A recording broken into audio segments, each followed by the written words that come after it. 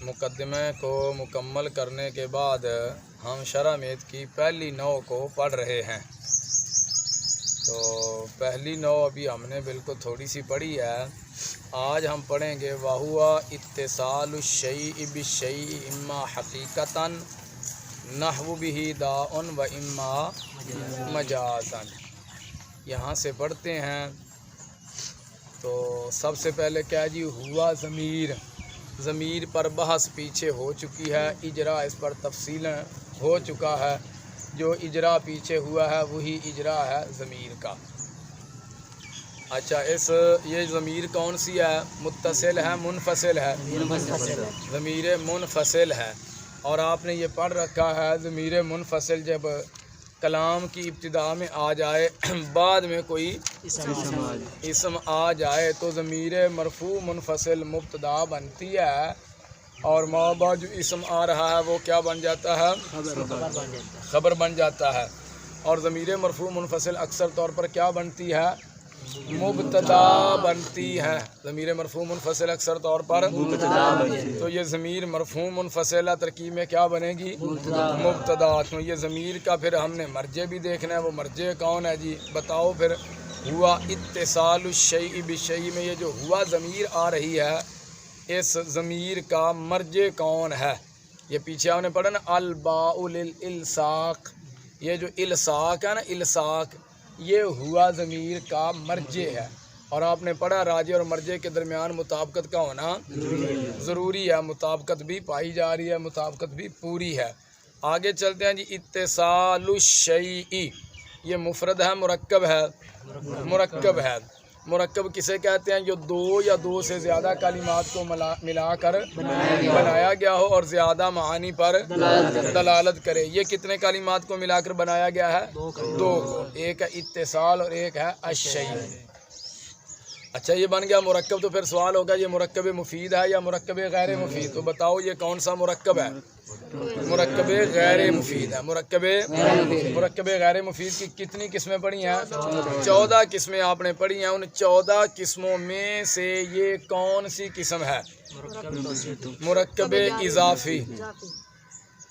کیا ہے یہ؟ مرکب اضافی۔ مرکب اضافی کسے کہتے ہیں؟ جس میں پہلی جز دوسری جز کی طرف مضاف ہوتی ہے، پہلی جز مضاف ہوتی ہے اور دوسری جز مضاف الیہ ہوتی ہے۔ تو یہ کون سا مرکب ہے؟ مرکب اضافی ہے۔ اور مرکب اضافی جو ہوتا ہے یہ مرکب مفید نہیں ہوتا، مرکب غیر مفید ہوتا ہے۔ اتصال الشیء، یہ اتصال کا عامل لفظی ہے معنوی ہے؟ عامل لفظی نہیں، اس کا عامل معنوی ہے۔ اس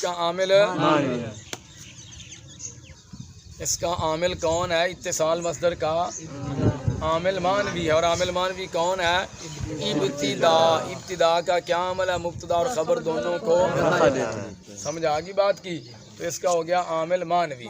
تو اتصال کی حالت پھر کون سی ہوئی؟ رفعی حالت ہے۔ رفعی حالت کیوں ہے؟ یہ ہوا ضمیر کی خبر بن رہی ہے۔ اس پر تنوین کیوں نہیں پڑی؟ یہ مضاف ہے، یہ مضاف ہے۔ اور آپ نے قاعدہ پڑھ رکھا ہے جہاں معرفہ سے پہلے ناکرہ آ جائے تو ناکرہ معرفہ کی طرف مضاف ہوتا ہے۔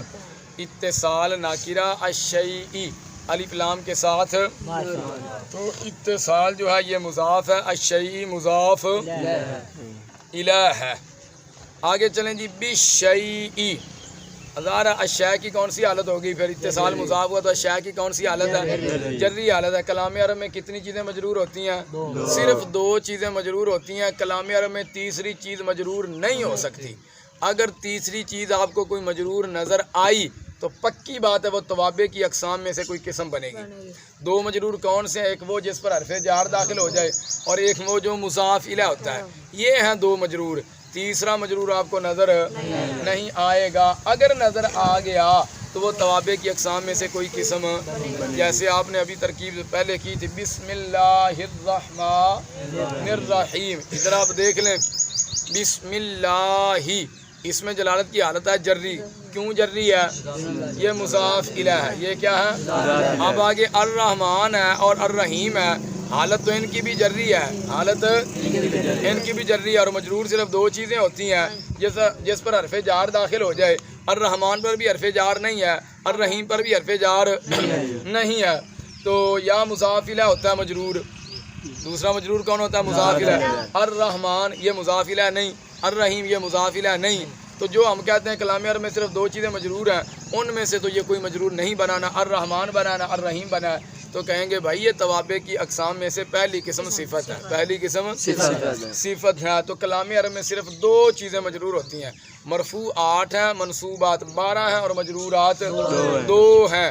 جو مرفوع ہوا انہی 8 میں سے ہوگا جو آپ کو میں نے پڑھا دیے ہیں، فاعل، نائب فاعل، مبتدا وغیرہ، مرفوع انہی میں سے ہوگا۔ اگر ان کے علاوہ کوئی مرفوع آ گیا تو وہ توابع کی اقسام میں سے کوئی قسم بنے گی، اور اسی طرح منصوبات 12 ہیں، ان 12 کے علاوہ کوئی منصوب نہیں ہو سکتا، 5 تو مفعول ہے، حال تمیز مستثنیٰ وغیرہ، اگر ان کے علاوہ کوئی آپ کو منصوب نظر آیا تو وہ توابع کی اقسام میں سے کوئی قسم بنے گا۔ اتصال الشیء، تو الشیء کی کون سی حالت ہے؟ اس کی جری حالت کیوں ہے؟ مضاف الیہ ہے۔ اس کا مضاف کون ہے؟ اتصال کی کون سی حالت ہے؟ اس کی رفعی حالت کیوں ہے؟ یہ خبر ہے، تو مبتدا کون ہے؟ ہوا ضمیر، یہ مبتدا ہے۔ اتصال الشیء یہ کیا بنے گی؟ بالشیء، جی الشیء، اس کی کون سی حالت ہے؟ اس کی جری حالت کیوں ہے؟ شروع میں با جا رہا آ گئی۔ اچھا آپ یہ بتائیے، بالشیء یہ جار مجرور ظرف لغو ہے، ظرف مستقر ہے؟ ظرف لغو ہے۔ ظرف لغو کسے کہتے ہیں جی؟ جس کا متعلق عبارت میں مذکور ہو اس کو ظرف لغو کہتے ہیں۔ جار مجرور کتنی چیزوں کے متعلق ہو سکتے ہیں؟ 7 چیزوں میں سے کسی ایک کے متعلق ہو سکتے ہیں، 7 کے نہیں ہوں گے۔ تو آپ نے کہا بالشیء یہ جار مجرور ظرف لغو ہے، تو بتا پھر اس کا متعلق کون ہے؟ اتصال مصدر ہے۔ وہ 7 چیزیں ہیں نا بھائی، فعل، اسم فاعل، اسم مفعول، اسم تفضیل، صفت مشبہ، مصدر اور اسم منصوب۔ جار مجرور ان 7 میں سے کسی ایک کے متعلق ہو سکتے ہیں اگر جار مجرور سے پہلے یہ چیزیں موجود ہوں، یا ان میں سے کوئی چیز موجود ہو تو جار مجرور اس کے متعلق ہو جائیں گے، ٹھیک ہے۔ تو یہاں پر وہو اتصال الشیء بالشیء میں جار مجرور کو آپ نے بنایا ظرف لغو، تو ان 7 میں سے یہاں پر کیا چیز موجود ہے؟ اتصال مصدر ہے، تو یہ اتصال مصدر کے متعلق ہو جائیں گے۔ جار مجرور کو متعلق کہتے ہیں، جس کے یہ متعلق ہوتے ہیں اس کو متعلق کہتے ہیں، اس کو متعلق کہتے ہیں۔ چلیں آگے بھائی، اما حقیقتاً، بھائی یاد رکھنا اما بھی آتا ہے، اما بھی آتا ہے، آتا ہے کہ نہیں آتا؟ شکل و صورت دونوں کی ایک جیسی ہے کہ نہیں؟ ایک ہی جیسی ہے نا، تو ہمیں کیسے پتہ چلے گا ابھی اما کہاں پڑھنا ہے اور اما کہاں پڑھنا ہے؟ بات کی سمجھ آ گئی؟ اما کہاں پڑھیں گے، اما کہاں پڑھیں گے، کیسے پتہ چلے گا یہ اما ہے یا اما ہے؟ یہاں پر آ گیا کہ نہیں؟ اب ہمیں کیا پتہ بھی یہ اما ہے یا اما ہے؟ پڑھتے ہیں کہ نہیں؟ اما بھی پڑھتے ہیں، اما بعد فاعوذ باللہ واما الذین سعدوا ففی الجنہ، آیا اما کہ نہیں آیا؟ تو کیسے پتہ چلے گا یہ اما پڑھنا ہے یا اما پڑھنا ہے؟ ہم دیکھیں گے، قاعدہ یاد رکھنا، دیکھیں گے بعد میں فا ہے یا نہیں۔ اگر بعد میں فا ہے تو پکی بات ہے اما پڑھیں گے، پکی بات ہے اما پڑھیں گے۔ جیسے بھائی علماء جب تقریر کرتے ہیں تو کہتے ہیں اما بعد فاعوذ باللہ، پڑھتے ہیں کہ نہیں پڑھتے؟ تو اما کے بعد فا آگی کہ نہیں آگی؟ یہ اما ہے، اما نہیں ہے۔ بات سمجھ میں آئی؟ یہ اما ہے، اما نہیں ہے۔ اس کے علاوہ اگر بعد میں فا نہیں ہے تو پھر کیا پڑھیں گے؟ اما پڑھیں گے۔ اب یہ اما بھی کئی طرح کا ہے، اما 3 طرح کا ہے۔ کتنی طرح کا ہے؟ 3 طرح کا۔ اب دیکھو یہ اما آ گیا کہ نہیں؟ اب آپ دیکھیں بھائی ادھر، اما حقیقتاً و اما مجازاً آ گیا، اما 2 جگہ آ گیا کہ نہیں؟ تو ایک ہوتا ہے اما تردیدیہ، ایک ہوتا ہے اما عاطفہ، ایک اور اما ہوتا ہے جیسے قرآن پاک میں آتا ہے اما یبلغن عندک الکبر۔ یہ جو اما ہے یہ نہ اما عاطفہ ہے نہ اما تردیدیہ ہے۔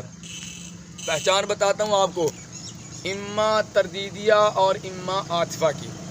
اما تردیدیہ جو ہوتا ہے اس کے ساتھ واو نہیں ہوتی، اور حروف عاطفہ اپنے 10 پڑھے ہیں کہ نہیں؟ واو فاو ثم حتی اما پڑھے ہیں کہ نہیں؟ تو جو اما عاطفہ ہوتا ہے اس کے ساتھ واو ہوتی ہے، ایک ہوتا ہے اما تردیدیہ، ایک ہوتا ہے اما عاطفہ۔ اما تردیدیہ کے ساتھ واو نہیں ہوتی اور اما عاطفہ کے ساتھ واو ہوتی ہے۔ اما کے بعد دوسرا اما آ جائے یا اما کے بعد او آ جائے تو پہلا اما تردیدیہ ہوتا ہے، دوسرا اما عاطفہ ہوتا ہے۔ اما کے بعد دوسرا اما آ جائے یا او آ جائے، پہلا اما تردیدیہ، دوسرا اما عاطفہ۔ اور اما عاطفہ کے ساتھ واو ضرور ہوگی، اما عاطفہ کے ساتھ واو ضرور ہوگی۔ اور ایک اما وہ ہوتا ہے جو ان شرطیہ اور ما زائدہ سے مرکب ہوتا ہے، وہ اما نہ تردیدیہ ہوتا ہے نہ اما عاطفہ ہوتا ہے۔ جیسے قرآن پاک میں اما یبلغن، یہاں پر ان حرف شرط ہے اور ما زائدہ ہے، ما زائدہ ہے، تو پتہ چل گیا، اب پہچان ہو جائے گی۔ بعد میں دیکھیں گے فا ہے یا نہیں، اگر بعد میں فا آ گئی ہے تو اما، اگر بعد میں فا نہیں آئی تو اما۔ پھر اما جو ہے کبھی تردیدیہ ہوتا ہے کبھی عاطفہ ہوتا ہے۔ تردیدیہ کب ہوگا، عاطفہ کب ہوگا؟ اما تردیدیہ کے بعد دوسرا اما آ جائے یا او آ جائے، پہلا اما تردیدیہ ہوتا ہے، دوسرا اما عاطفہ ہوتا ہے، اور اما عاطفہ کے ساتھ واو ضرور ہوگی۔ تو ہم دیکھیں گے ساتھ واو ہے یا نہیں، اگر ساتھ واو نہیں تو اما تردیدیہ، اگر ساتھ واو ہے تو اما عاطفہ۔ اب آپ دیکھیں واو اتصال الشیء بالشیء اما حقیقتاً، اس اما کے ساتھ واو ہے تو یہ اما عاطفہ نہیں ہو سکتا، یہ اما کون سا ہے؟ اس کے بعد دیکھو دوسرا اما آ گیا کہ نہیں، نحو بھی داؤن اگے و اما مجازن، اما کے بعد دوسرا اما آ گیا ہے اور اس کے ساتھ واو ہے، یہ اما عاطفہ ہے، پہلا اما تردیدیہ ہے۔ اور جو قرآن پاک میں آیا اما یبلغن، ان شرطیہ اور ما زائدہ ہے، یہ ان شرطیہ اور ما زائدہ سے مرکب ہے، یہ نہ عاطفہ ہے اور نہ ہی تردیدیہ ہے۔ اب یہ پہچان رہ جائے گی ذہن میں۔ تو اما یہ کیا ہے، تردیدیہ ہے، اما حقیقتاً ہے، جس کے بعد کیا ہے، حقیقتاً۔ تو بتاؤ منصوبات کل کتنے ہیں؟ 12 ہیں۔ ان 12 منصوبات میں سے یہ کون سا منصوب ہے؟ تمجیز ہے۔ تمجیز کی تعریف کیا ہے، ایک بیان کرے آپ میں سے۔ تمجیز وہ اس میں ناکرہ ہے جو ابہام کو، تمجیز کتنی چیزوں سے ابہام کو دور کرتی؟ 2 چیزوں سے ابہام کو دور کرتی ہے۔ کون سی 2 چیزیں؟ اس میں عدد سے اور مفرد سے۔ کون سی 2 چیزیں؟ کبھی نسبت سے ابہام کو دور کرتی ہے اور کبھی مفرد سے ابہام کو دور کرتی ہے۔ یہاں پر تمییز نسبت سے ابہام کو دور کر رہی ہے یا مفرد سے؟ نسبت سے، کیونکہ مفرد سے ابہام کو دور کرنے کی میں نے آپ کو 4 مثالیں پڑھائی ہیں، تو ان میں سے تو یہ کوئی بنتی نہیں، تو ظاہر ہے پھر یہ نسبت سے ابہام کو دور کر رہی ہے۔ یہاں کس چیز سے ابہام کو دور کر رہی ہے؟ نسبت سے۔ اور وہ نسبت کہاں پر واقع ہے؟ یہ جو اتصال مصدر مضاف ہے، الشیء مضاف الیہ ہے، تو مضاف الیہ کے درمیان جو نسبت ہے اس نسبت سے حقیقتاً تمییز جو ہے وہ ابہام کو دور کر رہی ہے۔ اچھا، حقیقتاً تمییز کا اعراب اصلی ہوتا ہے، اعراب تبھی ہوتا ہے، اعراب اصلی کسے کہتے ہیں؟ جو عامل کے آنے کی، تو بتا حقیقتاً کا عامل کون ہے؟ اس کا عامل کون ہے؟ اسم تام ہے۔ اسم تام کسے کہتے ہیں؟ جو موجودہ حالت میں آگے مضاف نہ ہو، جو موجودہ حالت میں آگے مضاف نہ ہو اور اسم تام اپنی تمییز کو نسب دیتا ہے۔ یہاں پر اسم تام کون سا ہے بھائی؟ اتصال الشیء۔ یہاں پر اسم کے تام ہونے کی کیا نشانی ہے؟ تنوین تقدیری بھائی یہاں کیسے ہے؟ یہ مضاف ہے، پر اندی ملؤہ آصالا، اندی اتصال جو ہے یہ مضاف ہو رہا ہے الشیء کی طرف، تو یہاں پر کیا تنوین کی اپنا تنوین ہے، یہاں پر اسم کے تام ہونے کی علامت کیا ہے؟ اتصال کا مضاف ہونا ہے۔ چلیں آگے، اما حقیقتاً نحو بہ داؤن، نحو بہ داؤن یاد رکھنا۔ یہاں پر قاعدہ میں آپ کو بتا دیتا ہوں، پہلے بھی میں نے آپ کو بتایا ہے کہ لفظ نحو، مثل اور مثال یہ مبتدا محذوف مثالہ کی خبر بنتے ہیں، بتایا نا قاعدہ، یاد رکھنا۔ جس نحو کے ساتھ مثال دی جائے اور وہ کلام کے شروع میں ہو، جس نحو کے ساتھ مثال دی جائے اور وہ کلام کے شروع میں ہو، یہاں پر نحو کے ساتھ مثال بھی دی جا رہی ہے، جو حقیقت، یہ جو حقیقتاً کے بعد آ رہا ہے، اس کے ساتھ مثال بھی دی جا رہی ہے اور یہ کلام کے شروع میں بھی ہے، کلام کے شروع میں بھی ہے۔ تو جس نحو کے ساتھ مثال دی جائے اور وہ کلام کے شروع میں ہو وہ آگے مضاف ہوگا اور مبتدا محذوف کی خبر بنے گا. میں نے آپ کو قاعدہ بتایا تھا لفظ نحو مثل اور مثال یہ مبتدا محذوف کی خبر بنتے ہیں اور آگے کیا ہوتے ہیں مضاف ہوتے ہیں. تو نحو جو ہے جس نحو کے ساتھ مثال دی جائے اور وہ کلام کی ابتدا میں ہو تو وہ مبتدا محذوف کی خبر بنتا ہے اور آگے مضاف ہوتا ہے.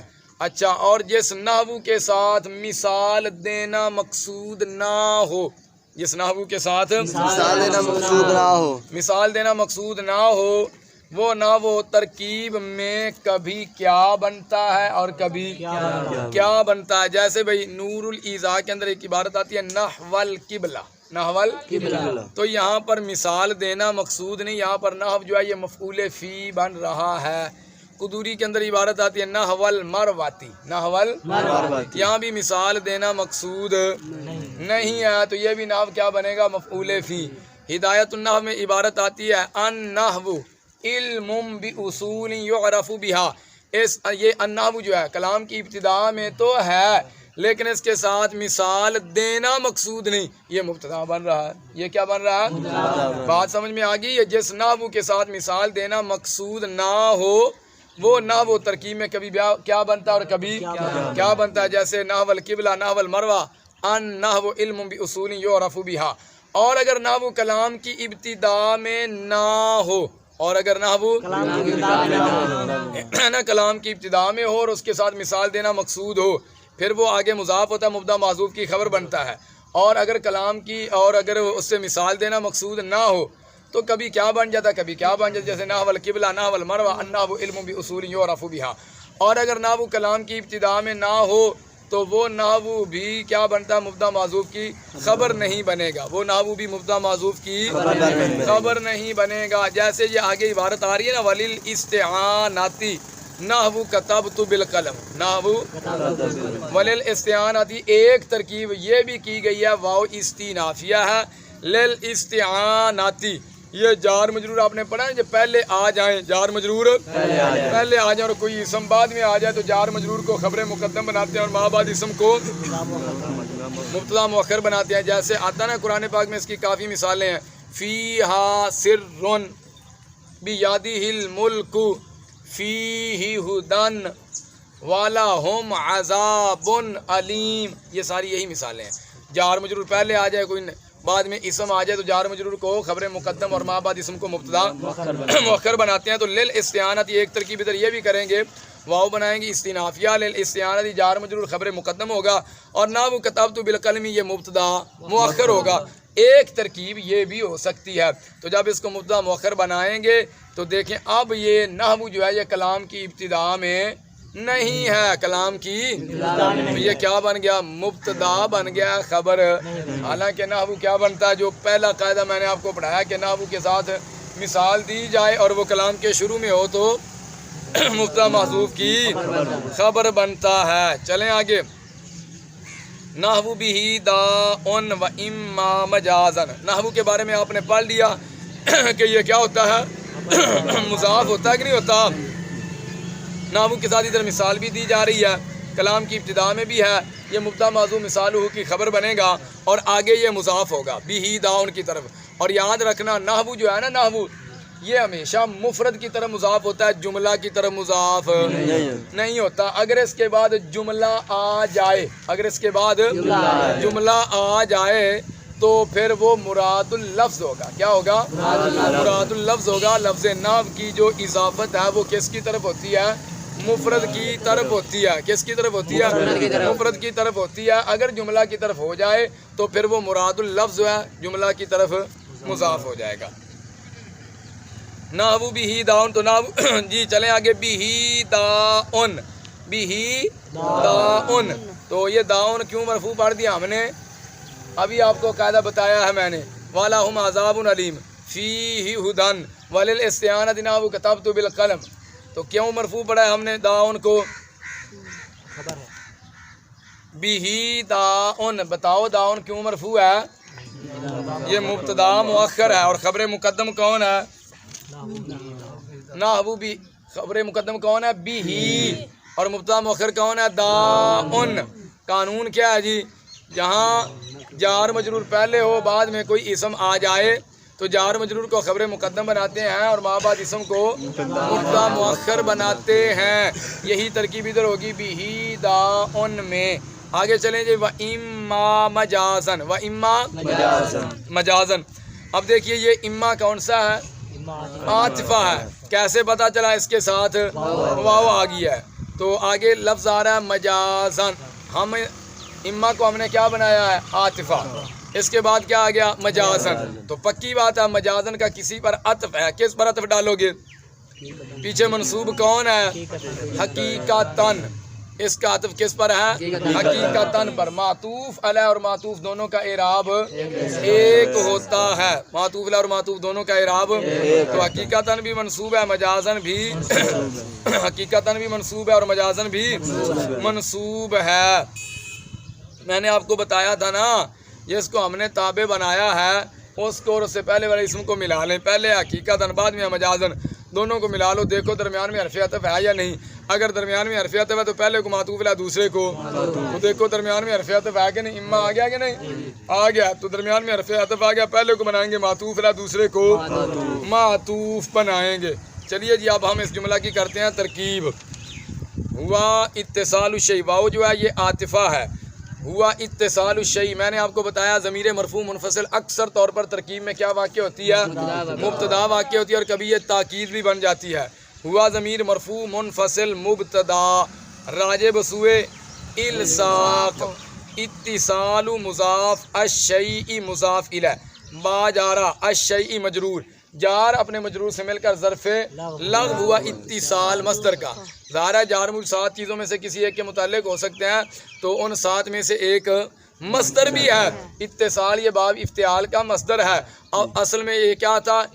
اتصالو. کیا تھا؟ اتصالو. تو اتاقادہ اتاثرہ والے قانون کے مطابق واو کو تا کر دیا اور تا کا تا میں ادغام کر دیا تو یہ اتصالو سے اتصالو بن گیا. اتصالو سے اتصالو بن گیا. ادھر میعادن اور میزان والا قانون جاری نہیں کریں گے. وہاں ہم نے یہ شرط پڑھی ہے کہ واو جو ہے وہ باب افتعال کے فا کلمہ کے مقابلہ میں نہ اگر ہوئی تو پھر قانون جاری نہیں. تو یہاں واو جو ہے یہ باب افتعال کے فا کلمہ کے مقابلے میں واقع ہے. مثال واوی بن رہا ہے. لہٰذا ادھر جو ہے میعاد اور میزان والا قانون جاری نہیں کریں گے بلکہ اتاقادہ اتاثرہ والا قانون جاری کریں گے. جار اپنے مجرور سے مل کر ظرف لغو ہوا اتصال مصدر کا. اتصال مصدر مضاف. اچھا جی اتصال مصدر کا. اتصال مصدر مضاف اپنے مضاف الیہ اور ظرف لغو سے مل کر اور ممیز. کیا؟ اما تردیدیہ. اما کے ساتھ واو نہیں ہے. اس کے بعد دوسرا اما آ گیا. اما تردیدیہ. حقیقتاً معطوف علیہ. حقیقتاً معطوف علیہ. اب یہ جو اما کے ساتھ واو آ رہی ہے جمہور کا مطلب یہ ہے کہ یہ واو زائدہ ہے. واو زائدہ. اما عاطفہ. مجازن معطوف. معطوف علیہ اپنے معطوف سے مل کر تمییز. ممیز اپنی تمییز سے مل کر خبر. مبتدا اپنی خبر سے مل کر جملہ اسمیہ خبریہ ہوا. جملہ اسمیہ کیوں کہا؟ کیونکہ پہلی جز اسم ہے. خبریہ کیوں کہا؟ کیونکہ انشاء کی 13 قسموں میں سے یہ کوئی قسم نہیں بنتی. چلیں آگے جی. نحو بھی داؤن. ابھی میں نے آپ کو پڑھایا قاعدہ کہ نحو کے ساتھ جب مثال دی جائے کلام کی ابتدا میں ہو تو یہ مبتدا محذوف مثال ہو کی خبر واقع ہوتا ہے اور ما بعد کی طرف یہ مضاف ہوتا ہے. اور یہ بھی بتایا کہ نحو جو ہے یہ مفرد کی طرف مضاف ہوتا ہے جملہ کی طرف مضاف. اگر یہ جملہ کی طرف مضاف ہوگا تو جملہ مراد اللفظ ہوگا. کیا ہوگا؟ مراد اللفظ ہوگا. تو نحو مضاف بھی داؤن. مراد اللفظ مضاف ہے. مراد اللفظ مراد اللفظ مضاف ہے. یہ یہاں پر معنی مراد نہیں لیں گے. معنی مراد نہیں لیں گے بلکہ من حیث اللفظ مراد لیں گے. من حیث یعنی مفرد کی تعویل میں کر کے مراد لیں گے. اگر معنی مراد لیں گے تو پھر یہ تو جملہ ہے. پھر کیا ہے؟ معنی مراد لینے کی صورت میں ترکیب اور ہوگی اور مفرد مراد لینے کی صورت میں ترکیب اور ہوگی. بات میں آپ کو سمجھ آ گئی ہے؟ چلیں بھائی. نحو مضاف ایک ترکیب تو یہ ہے بھی داؤن مراد اللفظ مضافر ہے. بھی داؤن مراد اللفظ مضافر ہے. تو مضاف اپنے مضاف الیہ سے مل کر خبر ہوئی مبتدا مقدر مثال ہو کی. مثال مضاف ساتھ میں آگی نا ضمیر، کون سی ضمیر ہے؟ ضمیر مجرور متصل. ناو مضاف اپنے مضاف الیہ سے مل کر خبر ہوئی مبتدا مقدر مثال ہو کی. مثال مضاف ضمیر مجرور متصل مضاف الیہ راجع بسوء الصاق حقیقی، راجع بسوء الصاق حقیقی. مثال مضاف اپنے مضاف الیہ سے مل کر مبتدا، مبتدا اپنی خبر سے مل کر جملہ اسمیہ خبریہ ہوا. بر تقدیر ارادہ معنی ترکیب یوں ہوگی، یعنی معنی مراد لینے کی صورت پر ترکیب کیا ہوگی، اب وہ ترکیب کر رہا ہوں. ظاہرہ یہ معنی مراد نہیں لیں گے، نحو کی جو اضافت ہے وہ تو مفرد کی طرف ہوتی ہے، جملہ کی طرف نہیں ہوتی، تو اس لیے کہا مراد اللفظ. تو جب اپنا معنی کو مراد لیں تو پھر ترکیب کیا ہوگی؟ پھر ترکیب ہوگی با جارا ہی ضمیر مجرور متصل راجع بسوء غائب، راجع بسوء غائب. اور آپ نے پڑھا نا ضمیر وہ اسم جو متکلم یا مخاطب یا ایسے غائب پر دلالت کرے جس کا ذکر پہلے لفظاً یا معنی یا حکمن ہو چکا ہو. اس کا مرجع حکمن موجود ہے، مستحضر فی الذہن ہے، کوئی بھی ہے اس کے ساتھ بیماری ہے، اس کے ساتھ بیماری ہے. تو جو بندہ ہے جس کے ساتھ بیماری ہے، جس کے بارے میں آپ کہہ رہے ہیں، وہ پہلے سے آپ کے ذہن میں موجود ہے. مستحضر فی الذہن آپ کو پتہ ہے کون سا بندہ جس کے بارے میں کہہ رہا ہوں. ٹھیک ہے، جیسے یہ عامر شہزاد ہے، اس کو بخار چڑھا ہوا بیمار ہے، میں کہوں بھی داؤن تو مستحضر فی الذہن ہے کہ نہیں ہے؟ جی بھی داؤن با جارا ہی ضمیر مجرور متصل راجع بسوء غائب. جار اپنے مجرور سے مل کر ظرف مستقر ہوا ثابت ان کا. اور جار مجرور کا جب متعلق عبارت میں مذکور نہ ہو تو اس کو ظرف مستقر کہتے ہیں. اور جب جار مجرور ظرف مستقر بنے تو اس وقت ترکیب میں کچھ بنتا ہے، یا مبتدا کی خبر یا موصول کا صلہ یا موصوف کی صفت یا ذوالحال کا حال وغیرہ بن جاتا ہے. تو جار اپنے مجرور سے مل کر ظرف مستقر ہوا ثابتن کا. ثابتن صیغہ اسم فاعل اپنے ہوا ضمیر فاعل اور ظرف مستقر سے مل کر شبہ جملہ اسمیہ ہو کر خبر مقدم. داؤن مبتدا مؤخر، مبتدا مؤخر اپنی خبر مقدم سے مل کر جملہ اسمیہ خبریہ ہوا. مبتدا مؤخر اپنی خبر مقدم سے مل کر جملہ اسمیہ خبریہ ہوا.